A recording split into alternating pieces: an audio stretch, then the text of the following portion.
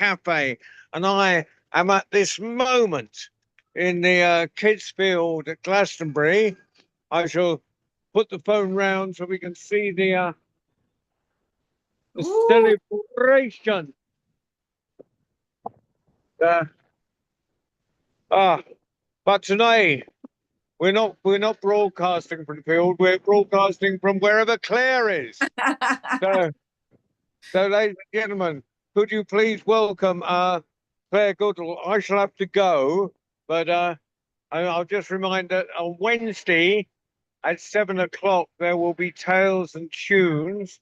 But for now, wherever you are in this big wide world, welcome to the World Storytelling Cafe. And have yourself a fantastic time with the amazing, the phenomenal, the fantastic Clare Goodhall. Over to you, Clare. Thank you very much. Right, so thank you very much, John. I thought this time I want to do stories because whenever I think of the World Storytelling Cafe, I remember when I went to Morocco, there's a particular story I kept on hearing from people. Students kept on telling it to me, so I've kind of adopted it, and it's a traditional tale, and because of that I thought I'm going to put some other traditional tales. One traditional tale, the second one I'm going to do is one that I do it quite often, but this one and the third one is one I haven't done before, but I've got a puppet for it, so I fancy doing the puppet. So the first one, hang on, let me check. The first story is a story I've heard when I was a child, but I hadn't heard it for years and years and years until I went to the second International Storytelling Festival in Marrakesh, and I was in the schools, and the schools in Marrakesh are wonderful. It's one of the highlights of the festival. When you're a tell, you go there and you tell to the children, and often I managed to get the children to tell to me. And it was amazing that this story was told to me by one of the children in one of the schools in Morocco, in Marrakesh. So it means that I tell it whenever I'm in Marrakesh, and I thought, but I've not told it here on the World Storytelling Cafe for the children. So I thought, well, yeah, let's have some traditional tales, and it's a story you're going to know because it concerns three little pigs. And these little pigs were living with their mum, were living at home, and it was just getting too much. They were too big, they wanted too much. And I said, you've just got to go. You've got to make your own way in the world. You've got to find your own home. You've got to make your own way in the world because it's time you did. There's just not enough room. So the three little pigs went out into the world, and they all had to build a house. So the first little pig thought, wow, I know what I'm going to do. I'm going to build my house of straw. And because he built a house of straw's easy to find, it's easy to build. He just knotted it all together. It was really quite nice to have the range, almost weaving he did. And it was up in no time, just found a nice little spot to put it, wasn't really bothered. And before long, he had this lovely little house of straw. And the second little pig said, well, that seems like a good idea. But I'm not going to use straw. That seemed a little bit too flimsy to me. I'm going to build this house of sticks. So the second little pig started collecting sticks, quite big sticks, and started building a house. And he went a little kind of weaving in and out a bit, kind of bit of wicker work going around it. And he had kind of comfy bit of furniture inside. And it took a little bit longer than the first little pig had taken to build his house, but not very long. So within the first day, just after the first little pig had built his house, the second little pig had built his house. And so the first little pig had his house of straw, and the second little pig had his house of sticks.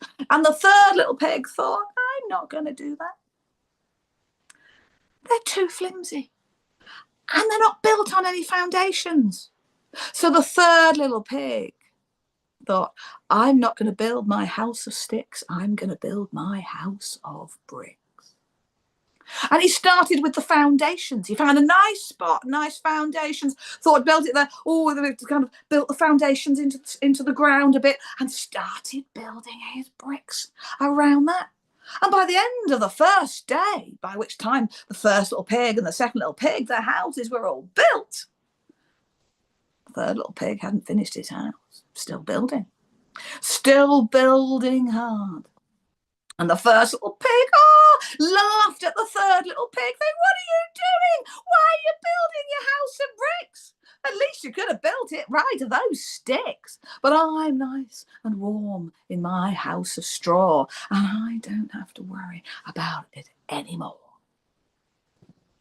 And the second little pig looked at the third little pig building his house of bricks and thought, "That's too much effort. That's far too much hard work. Why do you want to build your house of bricks? I'm perfectly fine with my house of sticks." And the third little pig wasn't listening. He was building his house. And he started building further up, and he built a beautiful fireplace with Moroccan tiles all around the edges. Oh, it was lovely. It was lovely. And he kept building up. That's my cat, by the way. She wants attention. Come here. She kept building up. He kept building up. And then by the second day, the house wasn't finished, and the two other little pigs, they were laughing. "Oh, look at it, he still hasn't finished his house. What's he doing? What's he building it for?" And the third little pig didn't care. Didn't mind that they were laughing. Didn't mind they were saying, silly, he was so foolish. He knew he needed a good house, and he didn't mind working for it. He was prepared to put the effort in, even as it got him ridiculed from his next of kin. So he kept on building, and finally, his house of bricks was finished. And it was a lovely house. Oh, it was gorgeous. That lovely Moroccan fireplace. So warm. Nice to have. He put in some nice beds in there, not of bricks, just like soft. And so the three little pigs had their houses. And all was well until, of course, who should come along but the big bad wolf. And he first saw the house of straw, and he thought, "Oh, I fancy a little pig today." And the little pigs ran to their house, and the first went to the house of straw, and the big bad wolf came up to the house of straw and went knock, knock, knock upon that door, and he said, little pig, let me come in." And the little pig said, "Not by the hair of my chinny chin chin." And the big bad wolf said, "So I'll huff and I'll puff and I'll blow your door down." And so he did. He went huff, and he went puff, and he blew that house down. And the first little pig went behind him. He blew the house down. All to the second little pig's house, and they went knock, knock, knock on the little pig's door, and said, "The big bad wolf knocked down my house of straw." And the second little pig let the first little pig in, and they all went in, and the second little pig said, "My house is sticks. He'll never get wrapped behind that. We're as safe as you can be in here." And the wolf came along to the house of sticks, and he knocked upon the door. Knock, knock, knock. Little pig, let me come in." And the little pig said, "Not by the hairs of our chinny chin chins." So the wolf said, "So I'll huff and I'll puff and I'll blow your house down." So he huffed and he puffed and he blew that house down. And the three little pigs, "Oh, little pig, what's going on?" And they all went running, going around, running around. The wolf chasing them. And they went to the house of the house of bricks. And they knocked on the door and said, "The wolf's blown down my house of sticks." And the third little pig, sitting by the door, he could have ignored that poor little pig outside. But the point is, he knew the whole point of families they are to drive you mad. And you gotta kind of forgive them when they're now sad they did it. So he opened the door. The two little pigs came in. They said, "We're really sorry. Have we said such things about your house of bricks? But he's just blown down my house of sticks." And so the third little pig said, "We'll be fine in here." And the wolf came up And he knocked upon the door and he said, little pigs, let me come in. And the little pig said, not by the hairs of our chinny chin chin. And the wolf said, I'll huff and I'll puff and I'll blow your house down. And so he huffed and he puffed and he couldn't blow that house down. And the three little pigs went and the two little pigs were sorry they'd taken such glee in the hard work of the third little pig. But the wolf wasn't giving up yet. He went up the side of the house, along the roof, and he looked down the chimney. And the little pigs could hear him along the roof because the little pig had a really nice tiled roof as well. And they started, he's going to come down the chimney. So they built a fire in that beautiful fireplace with all the Moroccan tiles, set fire to it. And as the wolf was coming down, the flames were going up, and the wolf's tail caught fire. And he went, ah! And ran up the chimney, along the roof, and as far away. And he never bothered those little pigs again. So it only goes to show you, sometimes you got to put the work in, because you never know when the big bad wolf is going to come and try and blow your house down. So that's my first story. So my second story is one I do tell quite a lot, this one, and I'm hoping it's going to go all right, because I've tried to tell using music on Zoom every now and then, but we've got to get the sound settings right, and I think I've got it this time. So we'll see how this one goes. And hopefully I'll have got my sound settings correctly. So let me change something else. All right. There once was a town, a prosperous town. It was doing all right. It had a hill that led down, a nice winding road that led down to a river. And at the bottom of the river, there was a cave. And this town was doing okay. It had just one problem. Everywhere you went, everywhere you looked, there was a rat. And it didn't matter what you tried to do. It didn't matter what you were doing, where you were looking, what you were thinking. Everywhere there was a rat. If you tried to go to bed, there was a rat sitting on your pillow. If you tried to go have something to eat, there was a rat in your cupboard going through all your food. And if you tried to go to the loo, there was a rat or two looking at you, judging you with their beady eyes. And there was only so long that the people of Hamelin could take this. And they said, we can't do it everywhere. There's rats. Whatever we do, there's a rat looking at us with their beady eyes. It's just more than we could bear. And he said to the mayor, what are you supposed to be doing? You're supposed to be sorting us out from this kind of thing. And we're all just covered in rats.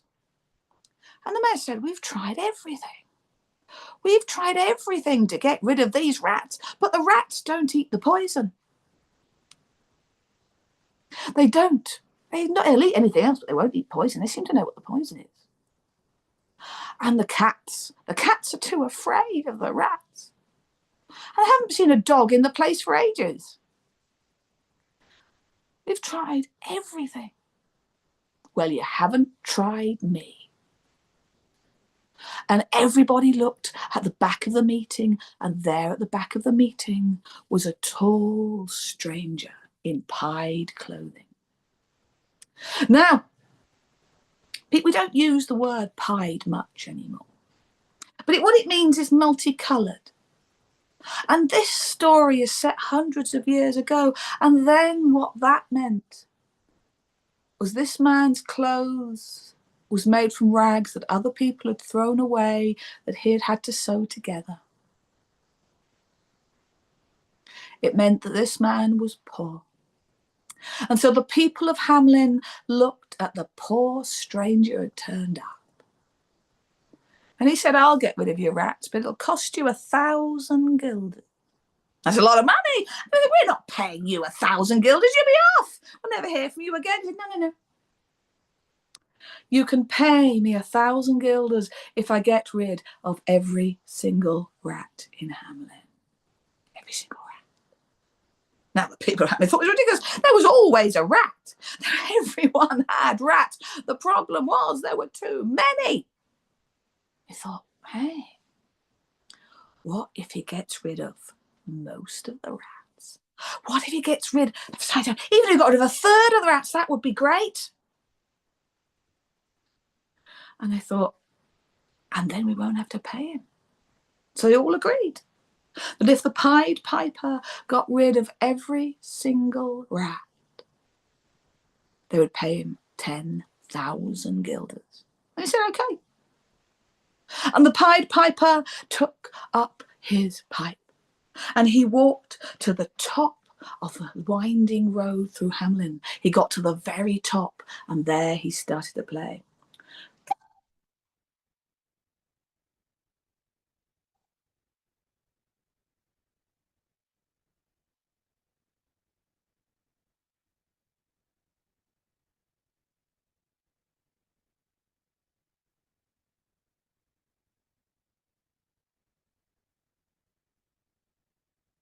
And all the rats from Hamelin, all the rats started coming out of the houses to dance behind the piper as he played, all of them dancing uncontrollably behind the piper as he walked slowly down the hill, down the winding hill. And soon the rats went from a stream, from a trickle to a stream, and from a trickle into a and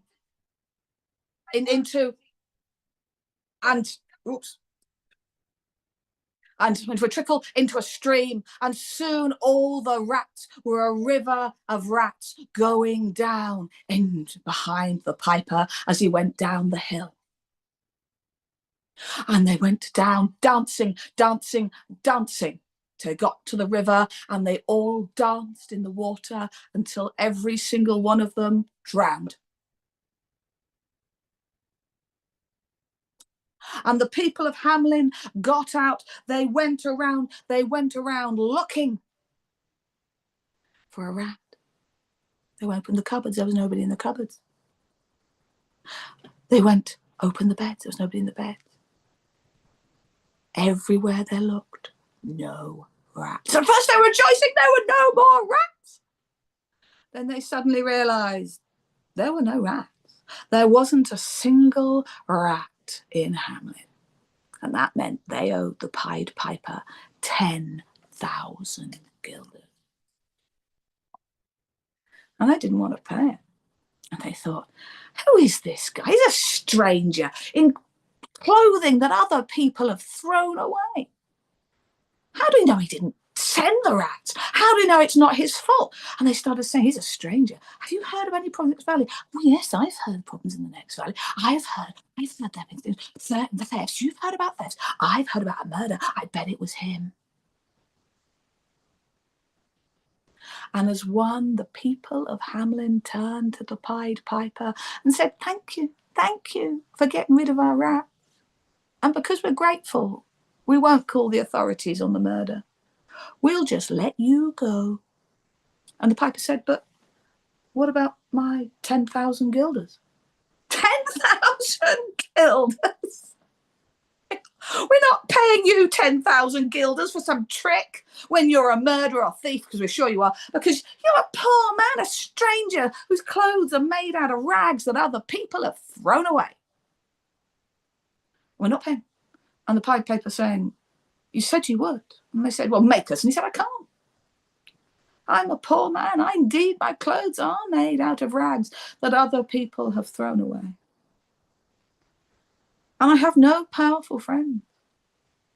All I've got to make you pay is your word. And if you won't keep your word, I've got no power to make you.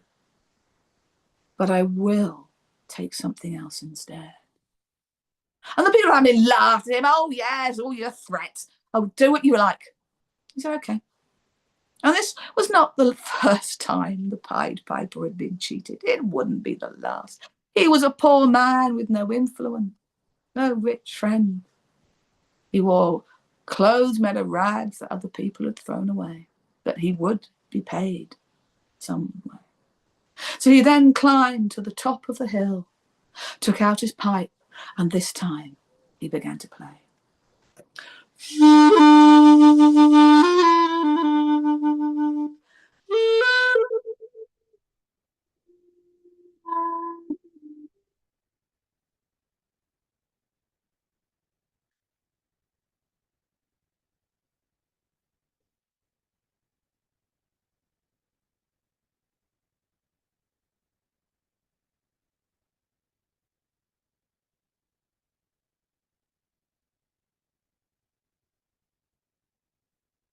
And this time, it wasn't a fast dance tune that made the rats dance. This time it was a slow, seductive tune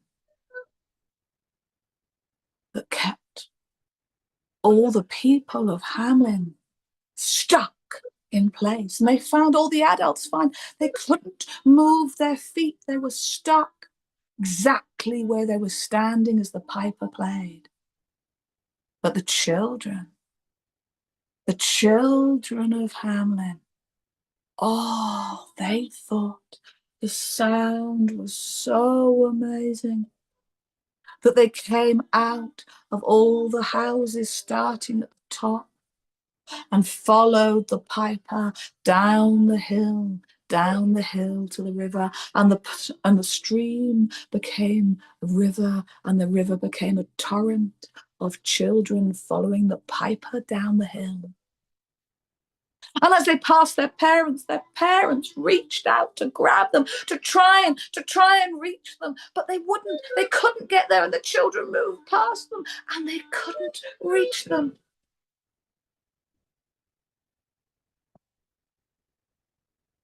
And they were helpless, standing there at the top of the hill, down the hill, and the middle hill, as the piper walked past with the children following. And then when he got to the end, the piper, rather than going to the river, the piper went into a cave. And the sound of the music went stronger and stronger and stronger until suddenly it stopped. All the adults were now free. They now ran down the hill, desperately trying to find their children, looking everywhere. They went into the cave, but in the cave there was nothing. And no one from Hamlin saw that Pied Piper again. And no one from Hamlin saw any of those children again. And the people of Hamlin had indeed saved 10,000 guilders, which is a lot of money. But they had paid a much, much higher price. And that is my story of the Pied Piper of Hamlin. I'll tell you about the two little instruments I've got here. The first one was a Gem's horn. It's got a beautiful sound to it.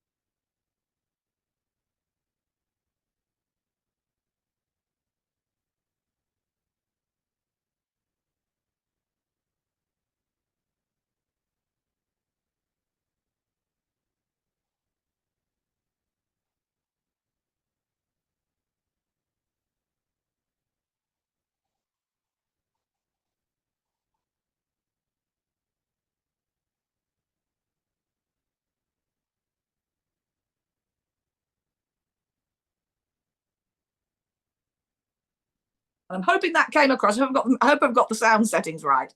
But it's made from ox horn, and it's got this lovely round sound to it. I think it's a beautiful sound.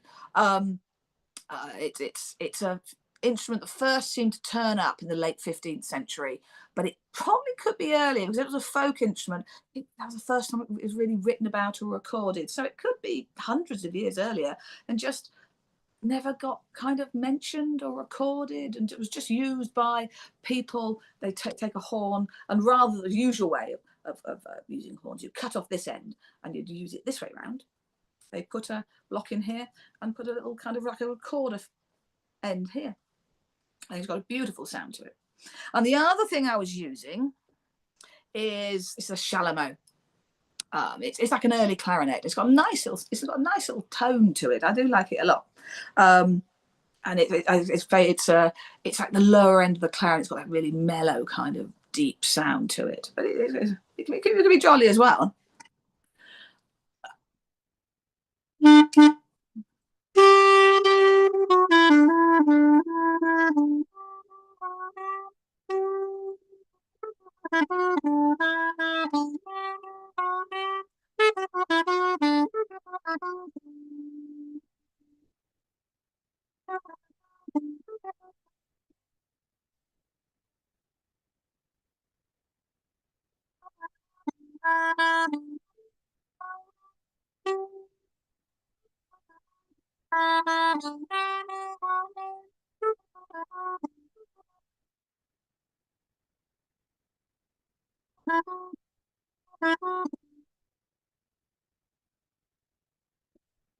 And that dance was another dance actually. So the two dances I play, the first one was a horse's brawl, which is a nice 16th century dance. That's another 16th century dance, but they're both very, very jolly to teach. Right, oh, quick! I've got to give you another tune. I fancy. I'm gonna think I might do it something else. And as I'm doing tunes, I'll give you a tune on a recorder, and I love this. It's a treble recorder. So if people learnt recorder in school, they would done it on a smaller one than this, but this is the one that people tend to learn when they're adults, and it's got a really sweeter tone.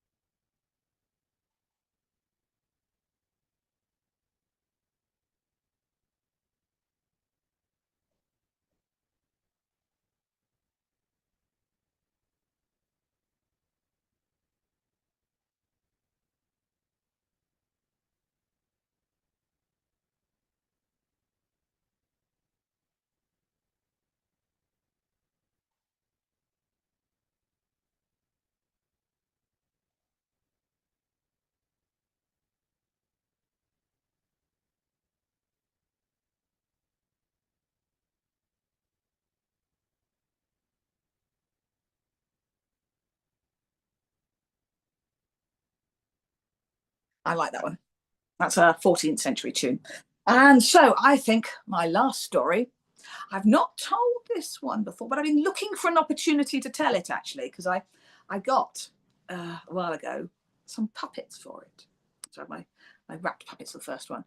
And so I think, oh, when can I? So I thought, oh, if I was inspired by doing the Fiddle Pigs, if I was going to do traditional stories for the Pied Piper, I'd do a lot.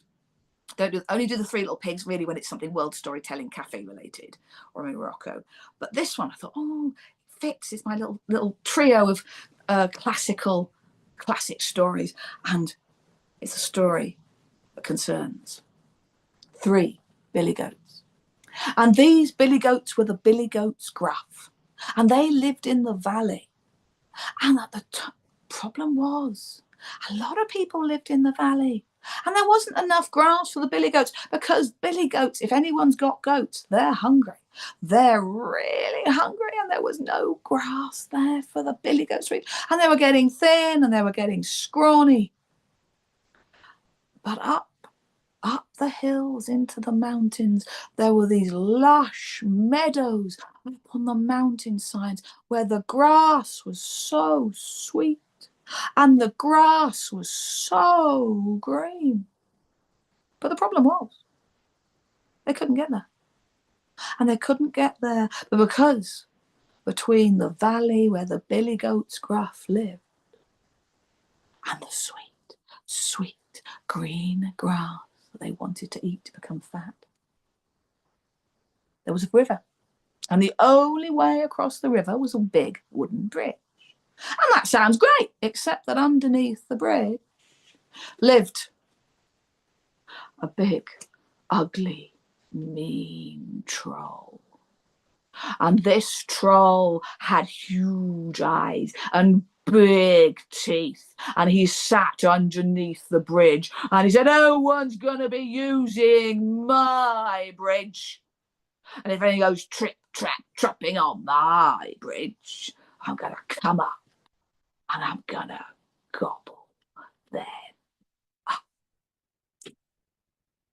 So the poor Billy Goat's Gruff sitting there watching it, and there was still no grass down in the valley.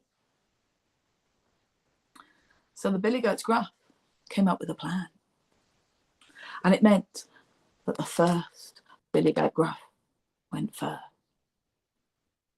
And he saw, they all went up to where the bridge was, and the first Billy Goat Gruff went trip trap over the bridge. And the big troll came up and said, who's that trip trap tripping on my bridge? And the first Billy Goat Gruff said, it's me. I'm the littlest man, the tiniest Billy Goat Gruff. And I wanted to go across the river so I could eat the sweet, sweet grass in the mountain meadows and get fat.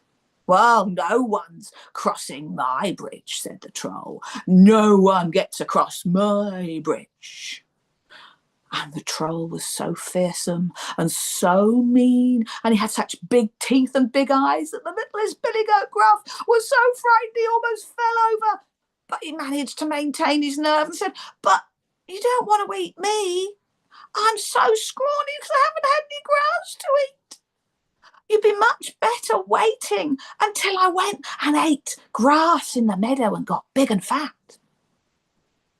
And then when I came back, you can eat me and you'll have a much bigger meal, thought the troll.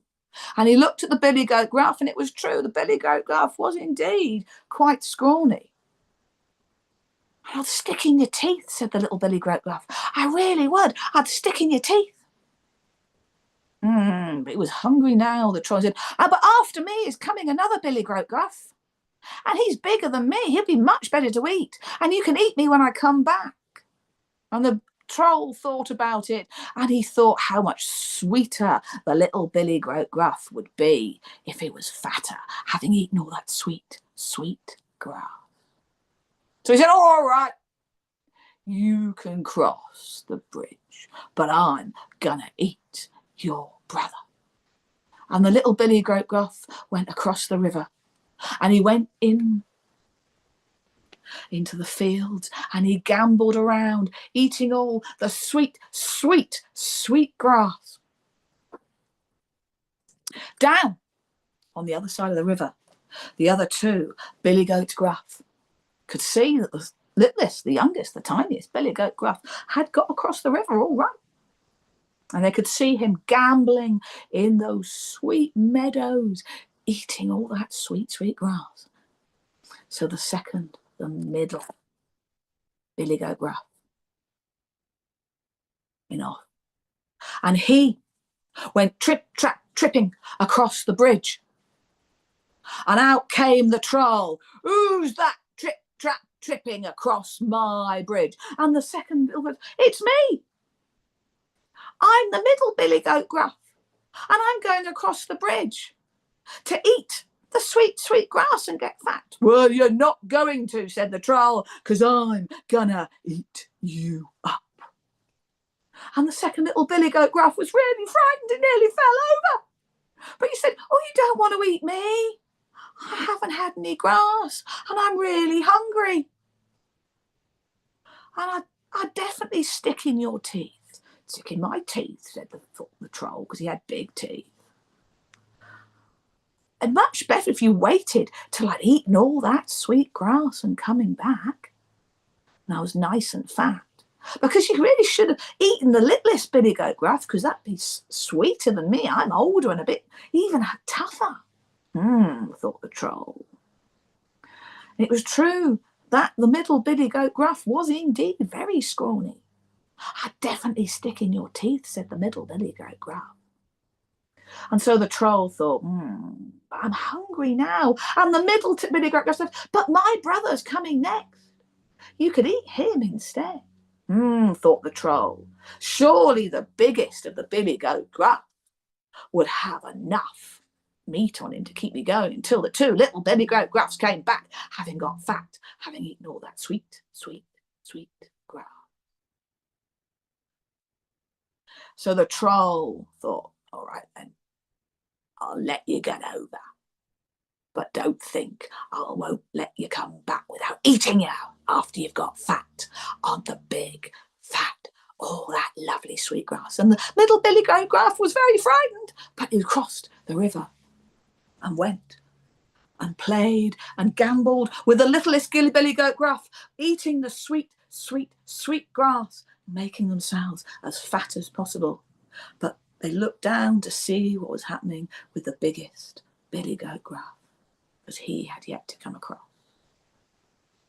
And the biggest billy goat Gruff could see that the two other billy goat Gruffs had indeed made it across the river. And it was his turn. So he went tromp, tromp, tromp, tromp, tromp upon the bridge, loud as he possibly could. And the troll came up and said, "Who's that tromping upon my bridge?" And the billy goat Gruff says, "It's me." And the troll was so big and so mean that even the biggest billy goat Gruff was quite frightened. But he didn't let it show. He said, "I'm going across this bridge to eat that sweet, sweet grass, and no one's going to stop me." And the troll said, "Well, it's my bridge and no one's coming trapping across my bridge without me eating them up. So let the other two go, because they'll be nice and sweet when they've eaten all the grass. But you, my dear,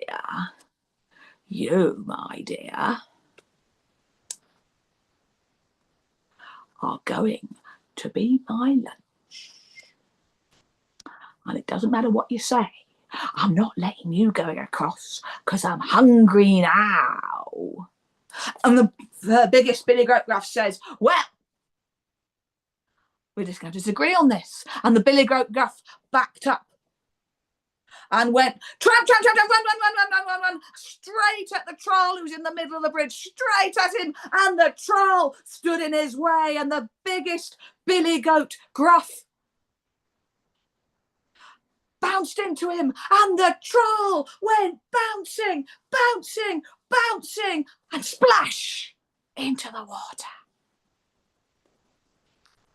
And the biggest of the billy goat Gruff went tromp, tromp, tromp, tromp, tromp across the bridge to be joined by the littlest of the billy goats Gruff and the middle of the billy goat Gruff, to eat upon that sweet, sweet, sweet grass, to get as fat as they liked. But what happened to the troll? Some say that he was never seen again. Some say he moved to live in a cave where there were no billy goats. But what is certainly true, he didn't go back to that bridge, and people were able to go up and eat the sweet, sweet grass, use those meadows without fear of that fearsome, that terrible, big, what I mean, troll. All thanks to the three billy goats Gruff. And that is my stories for today. Hope you liked my new puppet. I've had him for a little while, but he's never come out for a story. But I thought he's so cute. Gotta do it. I've got my little detachable bird goat and my troll, who's so sweet. You've got to make him evil. So that's all from me today. I hope the music went well. Hope you could hear it okay. Thank you very much. And I know there's Tales and Tunes on Sunday, and there will be somebody else doing stories for children next Friday. but I haven't got the schedule in front of me, so I'm not sure it was. So thank you very much. If you enjoyed the tales, do come next week. Do keep coming to the World Storytelling Cafe. It's a wonderful thing. If you can go to Morocco to the festival, you can. I got this. Made my storyteller plaque up, and you might even hear a child tell you the story of the three little pigs. And that's the end of my stories for today. Then,